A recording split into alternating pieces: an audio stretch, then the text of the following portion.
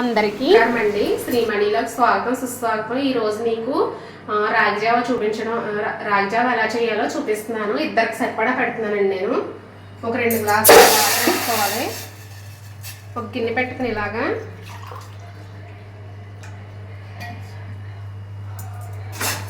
రెండు గ్లాసులు వాటర్ వేసుకుని సాల్ట్ స్పూన్లో సగానికి సరిపోద్దండి.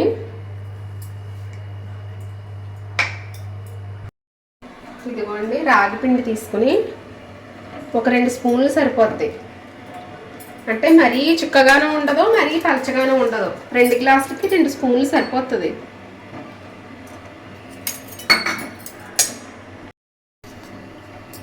ఇదిగోండి అస్సలు ఉండలు లేకుండా కలుపుకోవాలి ఇందులో. అది మరిగిపోయాక ఇది అందులో వేసేసి ఒక 5 మినిట్స్ పాటు మరిగించుకోవాలి. ఇదిగోండి ఇలా మరుగుతుంది కదా, మరుగుతున్నప్పుడు అస్సలు ఉండలు లేకుండా కలుపుకోవాలి. కలుపుకొని ఇందులో వేసుకొని ఒక 5 నిమిషాలు మరగనివ్వాలి. తర్వాత చల్లారిపోయిన తర్వాత చిన్న గ్లాసుడు పెరుగు కలుపుకొని తాగితే చలవ చేస్తుంది. అలాగే ఎముకలు అవి కూడా దృఢంగా ఉంటాయి. ఇదిగోండి ఉడికిపోయింది. ఇంకా దింపేస్తాను. ఇంకో చిక్కగానో లేదు పలసగానో లేదు, చక్కగా మీడియం కన్సిస్టెంట్లో ఉంది. ఇందులో చల్లారిపోయాక పెరిగేసుకోవడమే.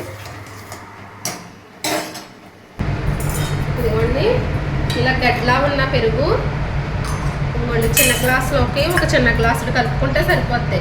కూల్ చేస్తుందని, ఈ వేసవకాలం ఉడుకు చేయకుండా ఉంటుందని, నెక్స్ట్ ఏంటంటే కాళ్ళకయ్యి జిగురుగా కూడా ఉంటుందని వేసేసి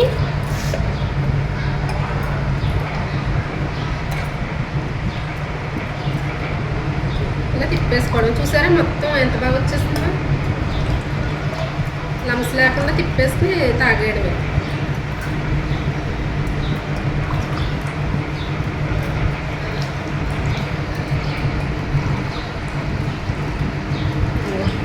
చిక్కగానో లేదు పలచగానో లేదు. చాలామంది చాలా పలచగా కాసేసుకుంటారు, అది రుచి ఉండదు.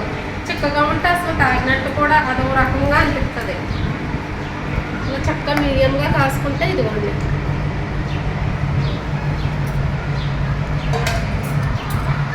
కరెక్ట్గా 2 గ్లాసులు అయింది. 2 గ్లాసులే కొంచెం అంటే పెరుగు కలిపాం కదా చిన్న గ్లాసులు, దాని గురించి ఇదిగో చిన్న గ్లాసులు అయింది. ఇదిగోండి 2 గ్లాసులు అయి చిన్న గ్లాస్ పెరుగు కలిపాను కదా, అందుకని చిన్న గ్లాస్ అయింది. ప్లీజ్ సబ్స్క్రైబ్ చేయండి, షేర్ చేయండి, లైక్ చేయండి. మా వీడియో చూసిన వారందరికీ ధన్యవాదాలు.